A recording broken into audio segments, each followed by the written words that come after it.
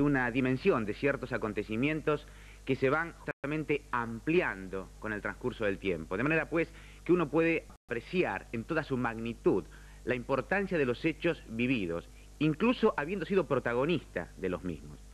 Sobre el tema Malvinas, sobre el tema actitud y actuación de las Fuerzas Armadas Argentinas, evidentemente ya se ha opinado mucho.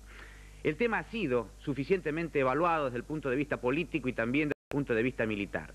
Y obviamente esto es materia opinable.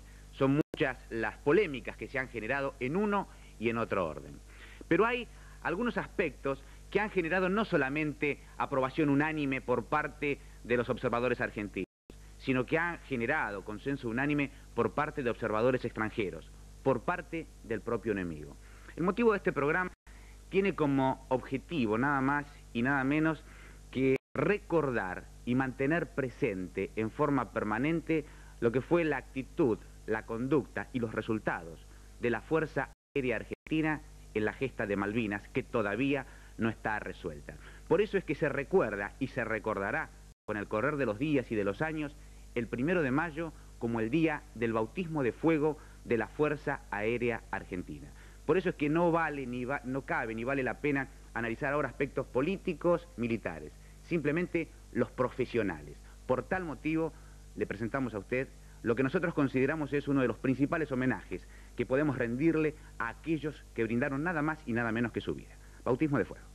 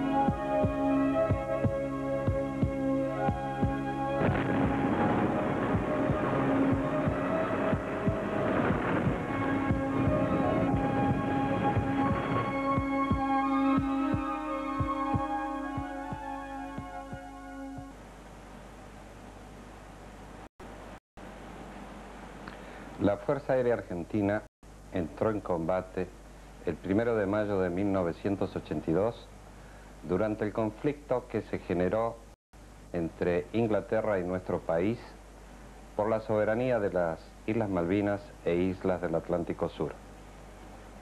Este hecho constituye lo que se denominó el bautismo de fuego de la Fuerza Aérea Argentina. Considero que las imágenes que ustedes verán a continuación, invalorables para nosotros, también puede serlo para nuestro país. Cuidamos de ellas en la misma forma que a lo mejor ustedes cuidan las fotos más preciadas del álbum familiar.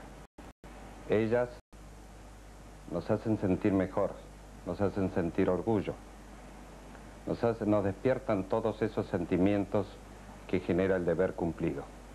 Esperamos que este sentimiento genere en ustedes la misma actitud. Durante el conflicto me desempeñé como comandante de la Fuerza Aérea Sud.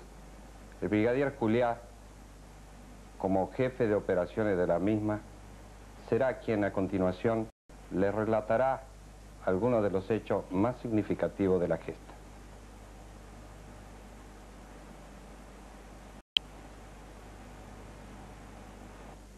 Estos hechos comenzaron a partir del momento de iniciado el bombardeo por parte de un avión Vulcan sobre la base aérea militar Malvinas, que luego continuaron con un ataque de aviones Harrier rechazado por la artillería antiaérea de Puerto Argentino.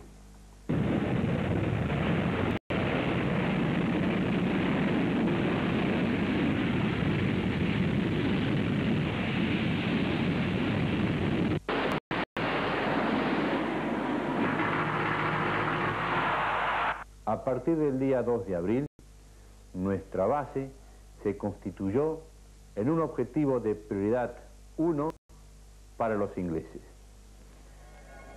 Como aeródromo local, poseía una pista de 1.200 metros de largo por 30 metros de ancho y a partir del bloqueo aeronaval fue cabecera de un puente aéreo que registró la mayor actividad conocida en la historia. La base fue el pulmón vital por el cual se mantuvo la superioridad logística de las fuerzas desplegadas. El día 1 de mayo, a las 4:40 horas, recibimos el primer ataque de un avión Vulcan que lanzó 21 bombas de 1.000 libras, haciendo impacto una de ellas en la pista, provocando un cráter de 16 metros de diámetro por 8 de profundidad, por lo cual el ancho de la pista quedó reducido a solo 15 metros.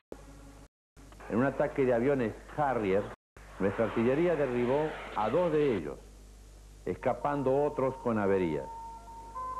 Sobre este croquis podemos apreciar los impactos recibidos en nuestra base durante los 44 días que duró el conflicto.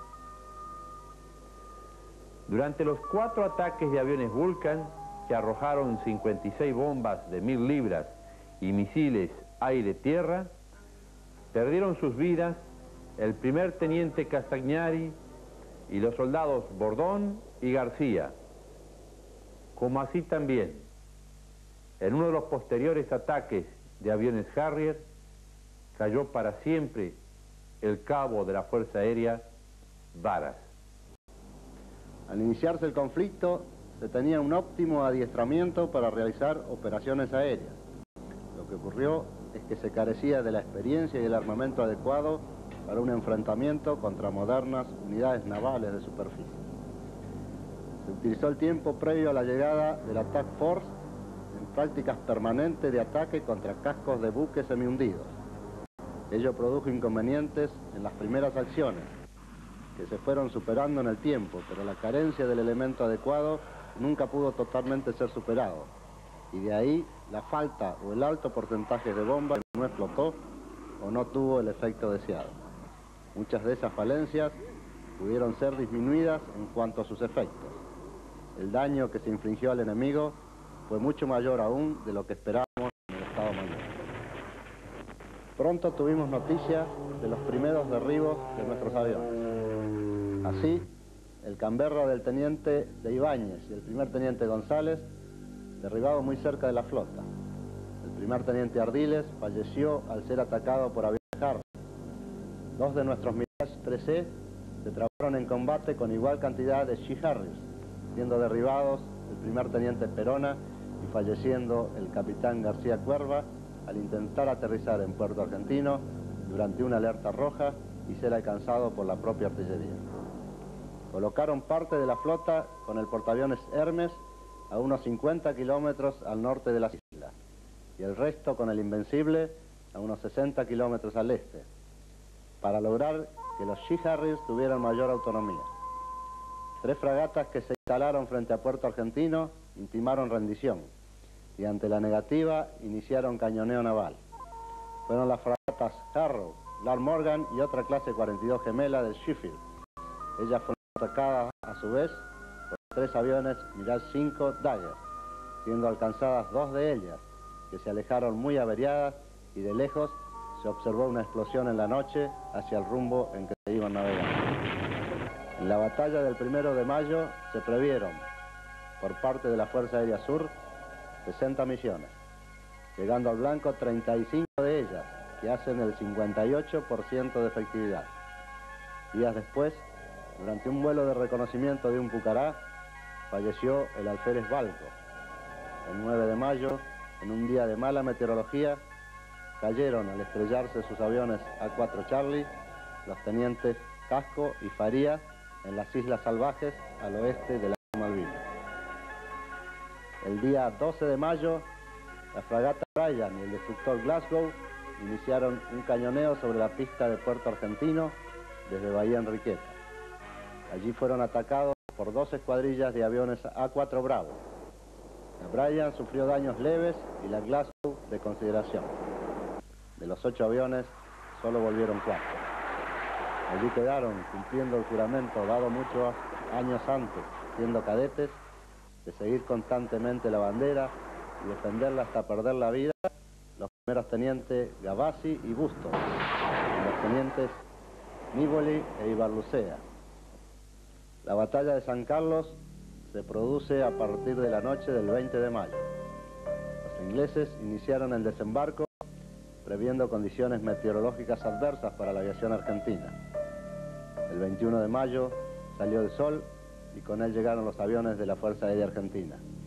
Fueron alcanzadas, entre otras, las fragatas Bryant, la Brandward, la Argonaut, la Antrim y hundida la Arden. Y también cayeron algunos heroicos pilotos, como el primer teniente Bean, alcanzado por un misil Seaworth cuando atacaba la fragata Antrim.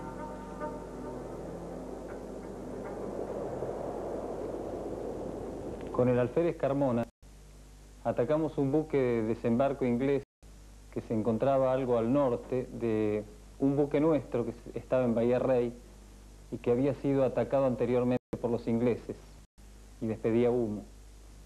Le ordené volver, yo continué hacia el norte sobre la costa este del estrecho de San Carlos. Comencé a pasar las pequeñas bahías y de pronto me encontré frente a una fragata que en principio me pareció pequeña, pero que se fue agrandando a medida que me acercaba. Apenas me vieron, empezaron a tirar. Vi los surcos en el agua que se venían aproximando a mi avión. Me concentré en la mira, la fragata.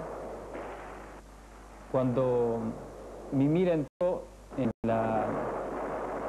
la fragata, lancé mi bomba. En ese momento entré un poco como en shock. No recuerdo qué pasó hasta que de pronto vi como que chocaba con las antenas de la fragata. Instintivamente viré a la derecha, pasé muy cerca de las antenas, volví hacia la izquierda y comencé a contar los segundos que faltaban para la explosión de mi bomba. Cuando pasó ese tiempo, pensé que no se había producido la explosión, pero un momento después vi que se cubría de humo. Enderecé mi avión e instintivamente fue como si me achicaran la cabina porque de pronto vi a mi derecha otra fragata. Esta fragata no me tiró. Posteriormente me enteraría que era la Antrim, que había sido atacada anteriormente por aviones Mirage 5 Dagger. La fragata que ataqué era la Ardent, que fue atacada por 2 escuadrillas más de Mirage 5 Dagger y se hundió. El teniente Manzotti y el teniente López murieron al ser atacados por misiles Sidewinder. Fueron derribados, pero sobrevivieron el primer teniente Luna, el capitán Donadile, el mayor Piuma y el primer teniente Sen. El 21 de mayo de 1982, yo era piloto de combate de los aviones Mirage 5 conocidos como Dagger. Ese día, la Fuerza Aérea Sur nos ordena como objetivo 2 fragatas que estaban en la desembocadura de San Carlos, haciéndole cobertura al desembarco británico. Llegamos al objetivo y cuando estábamos prácticamente frente a los buques, el primer teniente Sen, uno de los integrantes de la escuadrilla, dice: cuidado, 2 Harrier directamente al frente. Yo desesperadamente trato de ver y digo: son más de 2. Fue así que decidimos eyectar las bombas y entrar en combate aire-aire. Quiero aclarar, este combate era un combate desigual. Los Harrier estaban con misiles aire-aire, Sidewinder, y nosotros únicamente teníamos cañones de 30. Fue en ese momento, después de la evolución del combate, que un misil se dirige directamente al avión del primer teniente Sen. Le grito desesperadamente que eluda al misil y el misil impacta en la cola del mío. En ese momento llamo al capitán Donadile, otro de los integrantes de la escuadrilla, para conocer la situación táctica que estábamos viviendo en ese momento, y no escucho su voz. Me había quedado solo. Fue que al frente y aproximadamente a 1000 metros tengo un Harrier y que la misma prácticamente se había enfrentado con la mira del avión. Trato de acercarme velozmente y a unos 600 metros aproximadamente tiro mi primera ráfaga de cañones. Al no ver las trazadoras, que son una munición luminosa, suspendo el tiro. Es cuando escucho una tremenda explosión, siento que me estoy quemando y me eyecto. Decido tirarme en paracaídas porque creo honestamente que me muero. Tenía 950 kilómetros por hora y a unos 20 metros de altura. 28 horas después, un helicóptero de la Fuerza Aérea Argentina me rescata y me lleva al hospital de Puerto Argentino.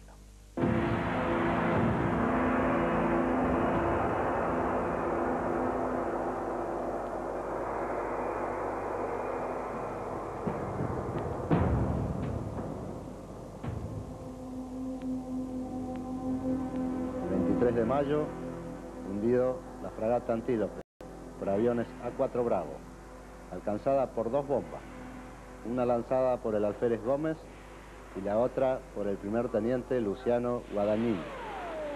De acuerdo con el relato británico, Guadagnini fue alcanzado en el ala derecha por el cañón de 4,5 de la fragata. Se inclinó, pareció que se iba a estrellar contra el agua, pero luego se enderezó y chocó contra el mástil de la fragata, que se partió con un ruido seco, desintegrándose el avión. Cuando el Antílope aún estaba bamboleándose por el impacto, pegó en su casco la bomba lanzada por el mismo Guadagnini, lo que provocaría su posterior hundimiento al estallar durante la noche cuando intentaban desactivarla. El 24 de mayo fueron alcanzados por nuestros aviones el Sir Bellever, el Sir Lancelot, el Sir Galahad y un lanchón de desembarco. Por la tarde se eyectaron salvando sus vidas el capitán Díaz y el mayor Puga.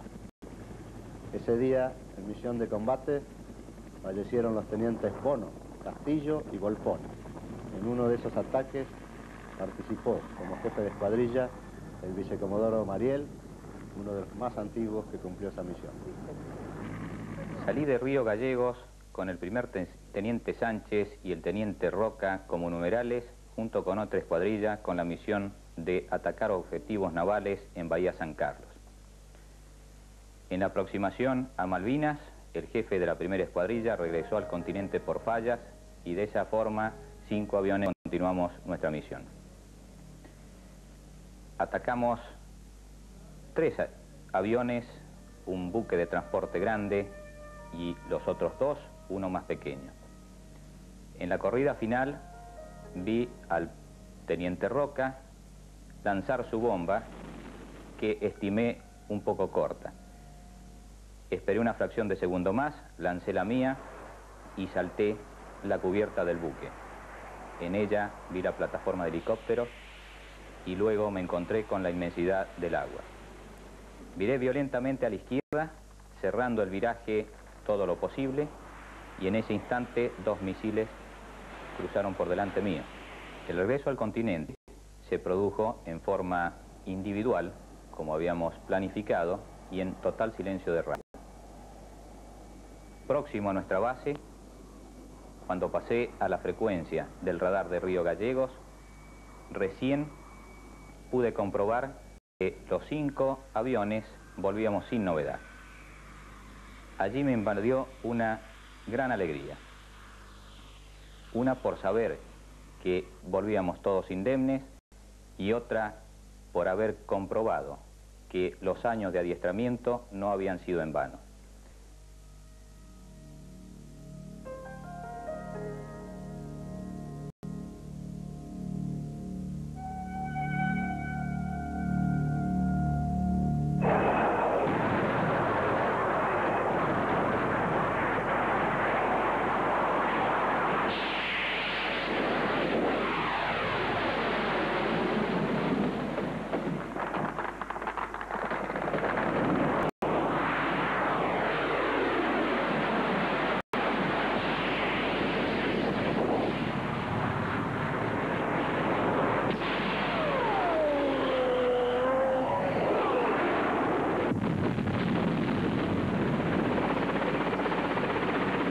El 5 de mayo, Día de la Patria, los ingleses colocaron una fragata y un destructor gemelo del Sicily, al norte de la Gran Malvina, para que captaran a nuestros aviones con sus radares y avisaran a los Sea Harris para que los interceptaran. Eran la Broadway y el Coventry. Este último había sido el responsable de los derribos de los capitanes Palaver y García, quienes quedaron para siempre en las aguas malvinenses. Despegamos de Río Gallegos y luego de efectuar la navegación de ida y después del punto inicial, avistamos las embarcaciones al norte de la isla Borbón. Al enfrentarlas, el destructor realizó el lanzamiento de un misil SIDAR, el cual lo logramos evadir con un viraje de máxima performance.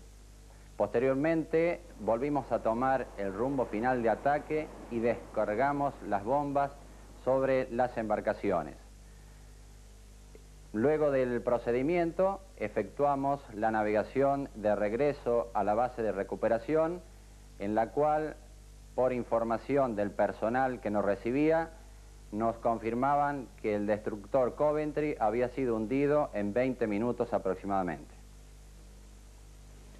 Los ingleses no podían dejar enemigos a sus espaldas durante su avance a Puerto Argentino. Por ello, concentraron todo su esfuerzo y su tecnología para tomar Puerto Darwin. En el año 1982, con el grado de vicecomodoro, fui jefe de la base aérea militar Cóndor en nuestras Islas Malvinas. La finalidad de la creación de esta base aérea fue permitir la operación de los aviones IA-58 Pucará y descongestionar las operaciones en el aeródromo de Puerto Argentino. Integraron también la dotación de la base aérea un escuadrón de helicópteros y un escuadrón de artillería antiaérea compuesta de cañones. El bautismo de fuego de la base aérea militar Cóndor coincide con el bautismo de fuego de la Fuerza Aérea Argentina, ya que el día 1 de mayo, a las 8:33 horas, una escuadrilla de aviones Harrier bombardeó la base aérea militar Cóndor. Como consecuencia de esta acción, murieron el teniente Juquic cuando fue alcanzado su avión por una bomba cuando se disponía a despegar, y los suboficiales Duarte, Rodríguez, Carrizo, Maldonado, Montaño, Peralta, Brasich, como asimismo 14 heridos de diversa gravedad. Posteriormente, y en otras acciones de combate, caerían también el primer teniente Jiménez y los soldados Aguirre, Sevilla y Luna, pertenecientes a nuestra dotación. El golpe recibido fue muy duro, pero el día 4 de mayo tuvimos oportunidad de devolverlo, cuando una escuadrilla de aviones Harrier pretendió nuevamente atacar nuestra base. Allí nuestra artillería derribó 2 aviones. El primero de ellos cayó en el mar, pero el tripulado por el teniente Taylor cayó entre nuestras defensas.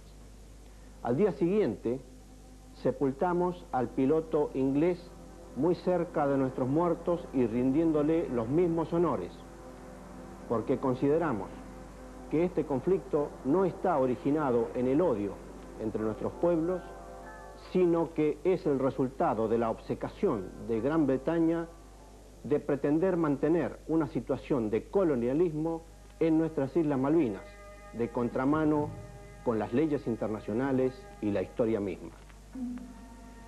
Los integrantes de la base aérea militar Cóndor, sin distinción de jerarquías, lucharon hombro a hombro contra el enemigo, la falta de recursos y el medio ambiente.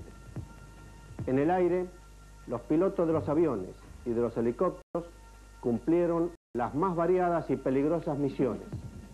En tierra, el esfuerzo y el ingenio de todos sus integrantes suplieron la carencia de medios, y es aquí donde es destacable mencionar el empleo de cohetes aéreos sobre un tractor en la lucha final contra los ingleses. En resumen, tuvimos todos el privilegio de luchar en nuestras islas por un objetivo que nos enseñaron hace muchos años nuestras maestras en la escuela primaria. Las Islas Malvinas son argentinas. En esa batalla, cuyo principal actor fue el Pucará, fueron derribados helicópteros ingleses y atacadas sus posiciones en tierra. Las tropas estaban presionando considerablemente a nuestras fuerzas en Darwin. Integrando una sección con el teniente Cruzado, despegué a enfrentarlos. Visualizado el enemigo, comenzamos a descargar nuestras armas y el fuego inglés se desató sobre nosotros. Comencé a sentir los impactos sobre mi avión. Inicié maniobras evasivas y noté con satisfacción que el avión respondía dócilmente. Durante el viaje de salida, comprobé que mi numeral se había eyectado en la línea de combate. Tiempo después, ya en el continente, pude experimentar la alegría de reencontrarme con mi numeral, solo comparable a la de aquel que puede reencontrarse con el camarada a quien había dado por desaparecido.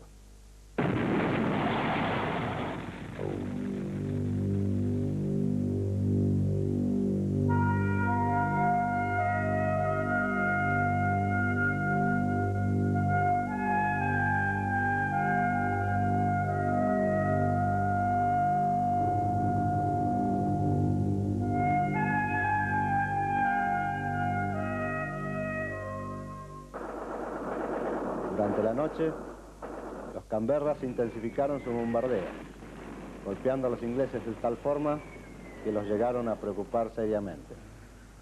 No podían explicarse cómo lograban tal precisión en los ataques. Fue ahí, como en toda la batalla, el radar de Puerto Argentino que alertaba a nuestros aviones sobre la posición de los Sea Harrier e inclusive, a veces, debido a las condiciones climáticas y geográficas, daba la posición de la fragata. La función del radar en las islas era la de defensa aérea y de guiado táctico de los aviones. Estas tareas las cumplió mediante la alerta a las armas de defensa antiaérea, mediante el guiado de la caza interceptora para sacarle de encima los Harrier a los aviones de ataque y mediante el guiado de estos aviones de ataque hacia sus blancos de bombardeo. El radar tuvo una capacidad en las islas que era inesperada. Se debió a las características de propagación particulares de esa zona, que nos permitían ver barcos a gran distancia. Esto hizo que detectáramos a la flota y la ubicáramos incluso a 250 kilómetros de las islas. Nos permitió asimismo dar la alerta cuando los barcos se acercaban a hacer un bombardeo naval e incluso nos permitió coordinar el lanzamiento del Exocet que desde tierra impactó en la Glamorgan. Los que más conciencia tenían de la importancia de este radar en las islas fueron los ingleses, ya que de los 6 vuelos de Vulcan que previeron hacia las islas, 3 los dedicaron al aeropuerto y 3 los dedicaron al radar. El 29 de mayo, la base aérea militar Cóndor cayó con honor ante la diferencia tecnológica. En el puerto argentino fue abatido el primer teniente Castañari. El 30 de mayo se cumplió la misión más difícil y peligrosa de esa batalla, el ataque al portaaviones Invencible, en el que perdieron la vida el primer teniente Castillo y el primer teniente Vázquez, regresando con la misión cumplida el primer teniente Ureta y el alférez Isaac.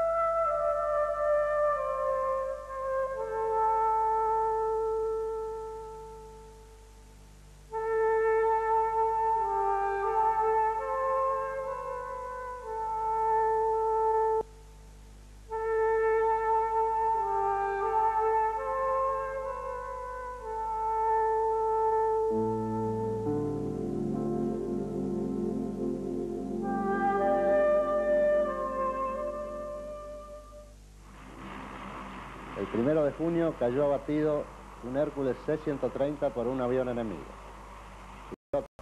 No conforme con haberlo alcanzado con un misil que incendió uno de sus motores, agotó sus cañones contra el avión desarmado, mientras éste intentaba amerizar hasta verlo explotar. Allí murieron el vicecomodoro Meissner, el capitán Martel, el capitán Krause, el suboficial principal Lastra, el suboficial ayudante Alvelos y los cabos principales Cardone y Cantesano. la labor de estos aviones fuese opcional, realizando todo tipo de misiones, como la de lanzamiento de carga a baja altura en Darwin y Bahía Fox, los días 19 y 20 de mayo. En aquella oportunidad efectuamos un lanzamiento de 8 toneladas de munición y víveres para un regimiento de infantería del ejército argentino. Despegamos de Comodoro Rivadavia a las 3:21 horas. Hicimos una navegación táctica a bajo nivel sobre el agua, aproximadamente a 10 metros de altura. Ingresamos por la bahía de San Julián, cruzamos la isla Gran Malvinas, el estrecho San Carlos y llegamos a la zona de lanzamiento ubicada entre Ganso Verde y Puerto Darwin. Ahí debimos ascender a 600 metros de altura, reducir la velocidad, hacer el lanzamiento de los 8 contenedores, de las 8 toneladas de carga, y efectuar el escape para evitar ser detectados a muy bajo nivel también, rasante sobre el estrecho San Carlos, por la bahía de Ruiz Puente. Las condiciones meteorológicas de la zona de lanzamiento eran bastante malas. Cabe acotar que, como en todos aquellos vuelos que implicaban cierto riesgo, y primeros en su tipo, participó el Comodoro Martínez, que era el jefe del Grupo 1 de Transporte Aéreo. Y es interesante decir de que conjugamos en todos los vuelos con las aeronaves C-130 Hércules ingenio y voluntad para lograr eficiencia profesional. Teníamos una predisposición individual y colectiva, producto de una actitud mental y anímica hacia el cumplimiento de la misión.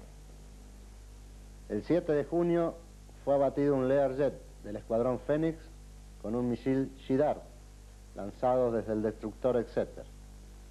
Ese escuadrón fue nuestros ojos y al mismo tiempo el responsable de que los ingleses no durmieran a través de sus misiones de exploración y reconocimiento y sus pinchadas de radar. Allí murieron también el vicecomodoro de la Colina, el mayor Falconier, el capitán Lotufo y los suboficiales ayudantes Luna y Maritza. Era una mañana sin nubes, como pocas.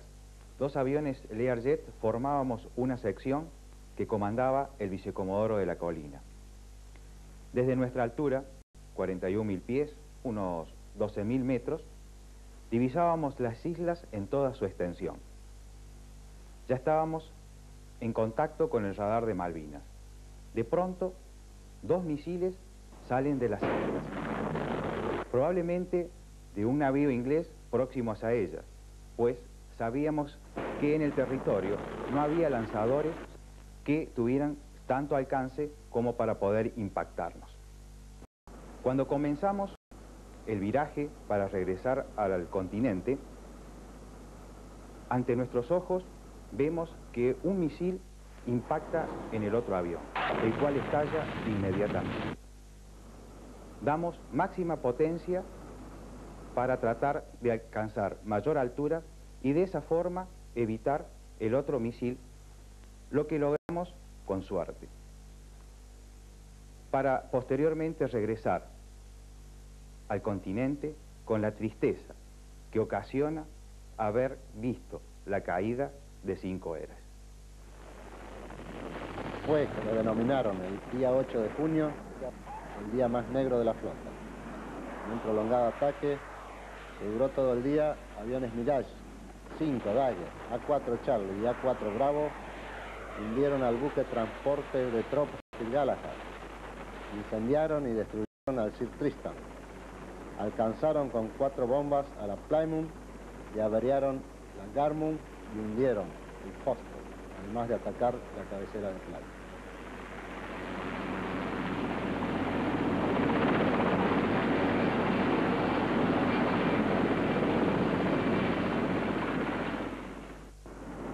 Allí también quedaron, como mojones de soberanía, el primer teniente Bolzán, el teniente Arrarás y el alférez Vázquez.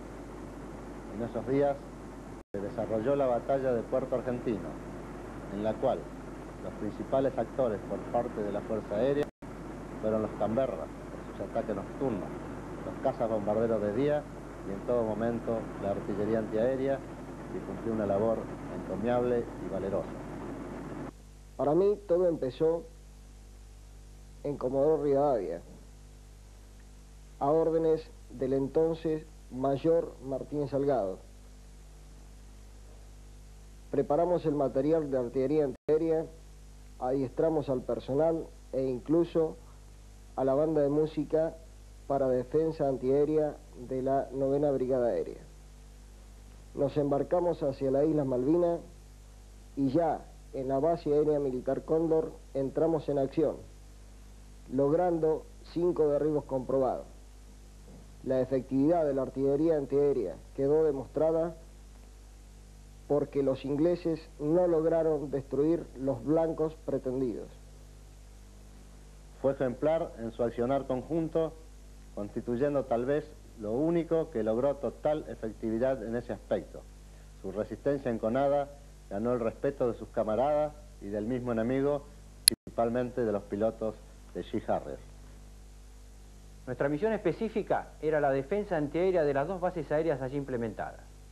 La base aérea militar Malvinas en Puerto Argentino y la base aérea militar Cóndor en Darwin. Los ataques aéreos fueron permanentes. El primer día de combate pudimos ver claramente la caída de 3 aviones. Sin embargo, la acción disuasiva de la artillería antiaérea fue tal que obligó al enemigo a realizar ataques a gran altura y fuera del alcance de nuestras armas. De esta manera se obstaculizó el objetivo del enemigo, no logrando destruir la pista de aterrizaje de Puerto Argentino y manteniéndola operable hasta la finalización del conflicto. Hubo muchos hombres que contribuyeron en este bautismo de fuego, como el personal que tripuló los Boeing 707, haciendo exploración y reconocimiento lejano, los Twin Otter y los Fokker F-27, que participaron en una misión conjunta de rescate a personal herido en las Islas Borbón, los Fokker F-28 en el puente aéreo, el personal de meteorología, comunicaciones, inteligencia, el grupo de operaciones especiales, los heroicos tripulantes de los helicópteros que sin bombas ni cañones se jugaron en las islas para transportar cargas y salvar vidas. Nuestros helicópteros participaron del conflicto del Atlántico Sur desde el primer momento, llegando a las islas a partir del día 2 de abril. Las tareas que realizaron fueron múltiples debido a la flexibilidad operativa que es propia de los helicópteros.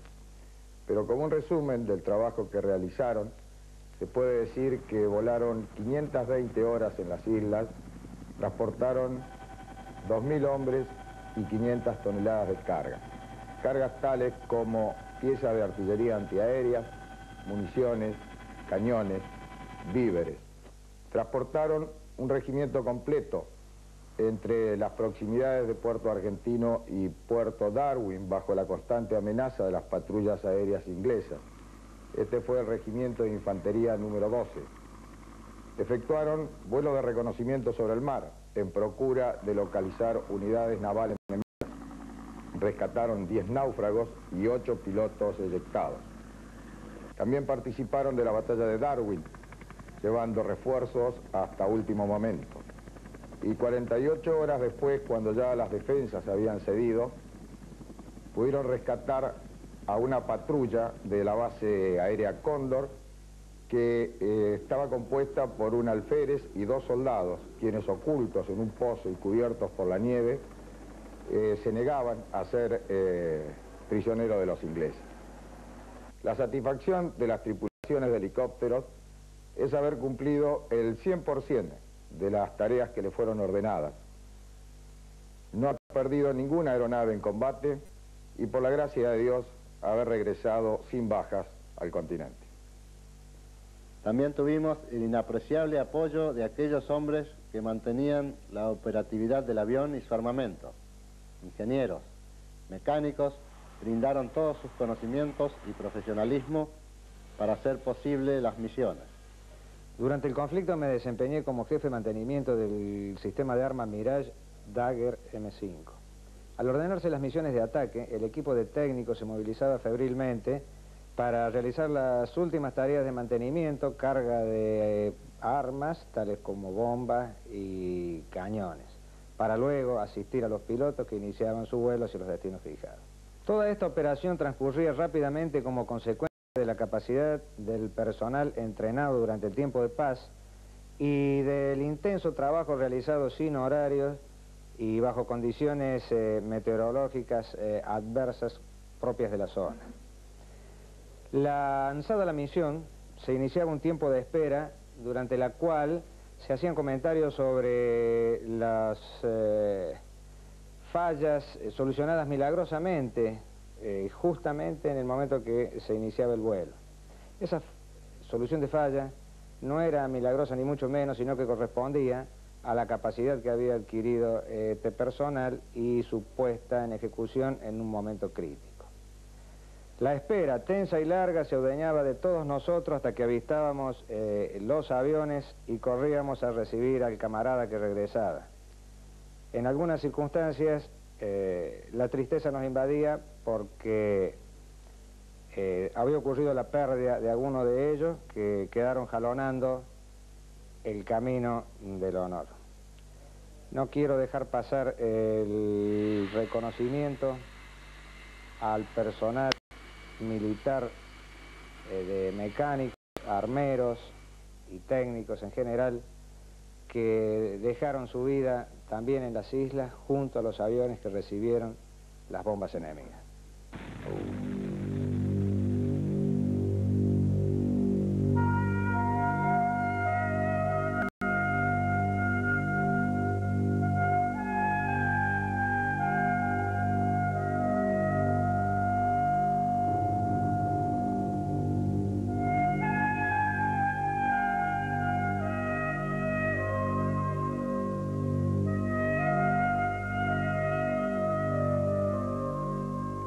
Nosotros éramos los que brindábamos el apoyo en el mantenimiento y reparación de los aviones A4B, cuyas tripulaciones saldrían una y otra vez a cumplir con la misión asignada. Si era alegría verlos partir, comenzaba una tensa espera que se transformaba en alegría al verlos regresar. Volvimos con un poco de amargura, como héroes anónimos, pero con la satisfacción del deber cumplido en la defensa de nuestro territorio. El personal de sanidad, el de racionamiento e infraestructura también colaboraron codo a codo, al igual que los civiles que aportaron sus máquinas y equipamientos para el funcionamiento del Escuadrón de Aviación Civil. En lo que respecta a sanidad, varios son los aspectos que podríamos considerar desde el análisis de la patología que nos ha tocado atender, la cual, como ustedes saben, durante las épocas de guerra son verdaderas epidemias de distinto nivel y complejidad de traumatismos.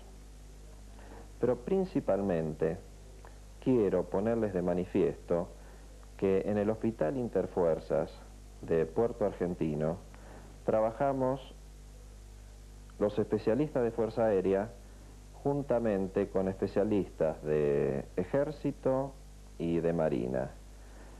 Brindamos atención a centenares de heridos, a los cuales, una vez completado el tratamiento, los evacuamos en Hércules C-130 y luego en los buques ambulancias Almirante Irízar y Bahía Paraíso al continente.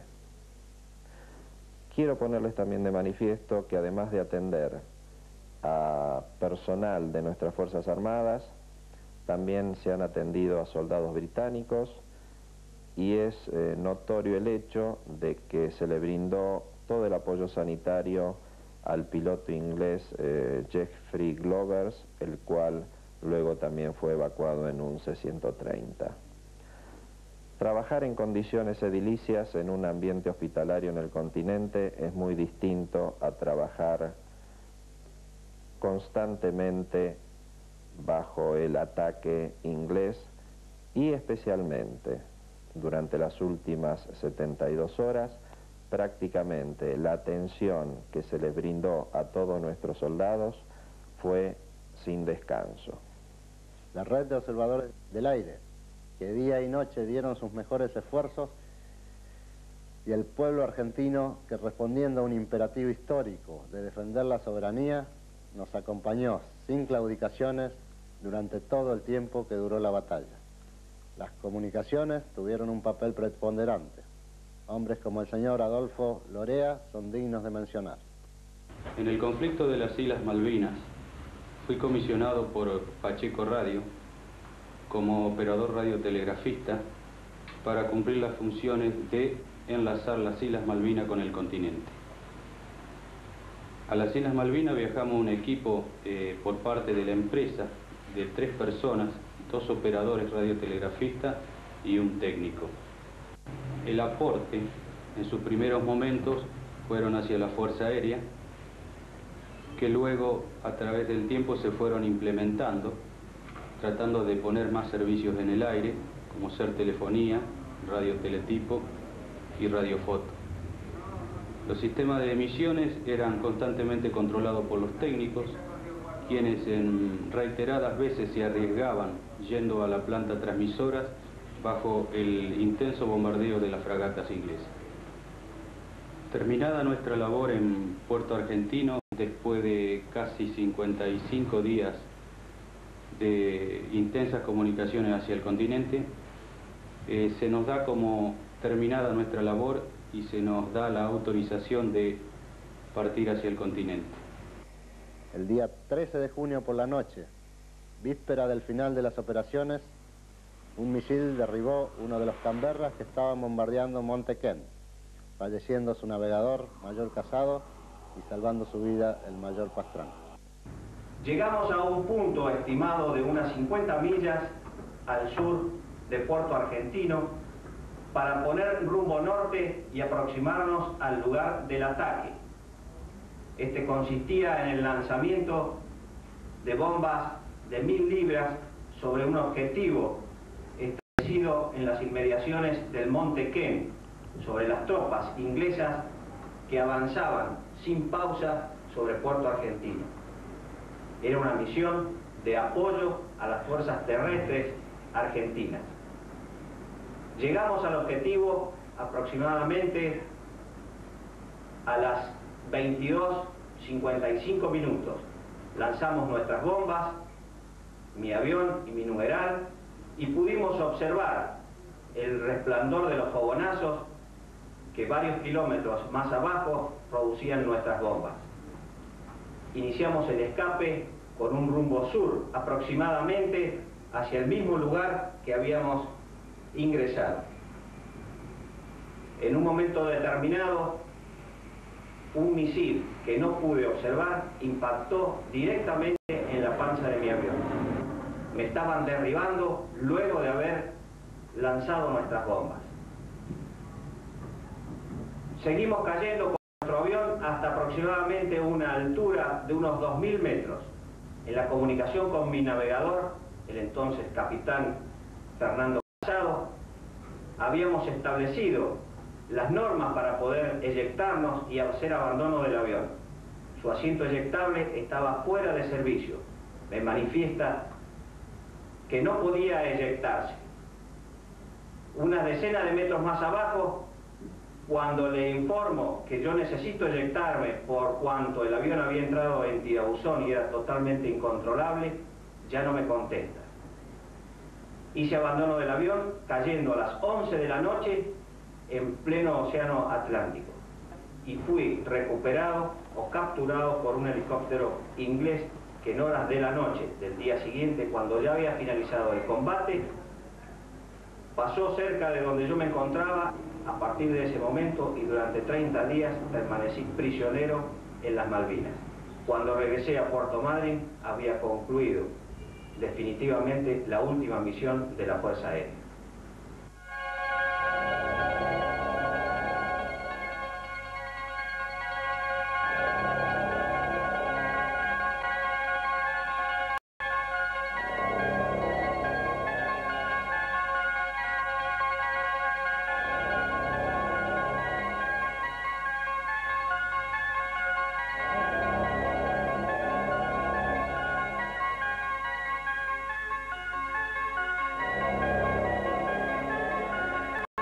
El último avión en romper el bloqueo fue un C-130 Hércules, que despegó en la madrugada del día 14 de junio, En la mañana de ese día todo había terminado. Por último, elevemos una plegaria a Dios nuestro Señor y a su Santa Madre, la Virgen, a través del hijo del Comodoro de la Colina, uno de los que quedaron para siempre como muestra de la soberanía en la batalla por nuestras Islas Malvinas. Porque nos diste una patria grande, y porque aquí nuestras madres dieron a luz hijos valientes, para que todos los argentinos, unidos en las causas que son permanentes, seamos leales a lo que se espera de nosotros. Y tu bendición para las madres, los padres, los hermanos, las esposas y los hijos que heroica y silenciosamente entregaron con amor su tesoro más grande.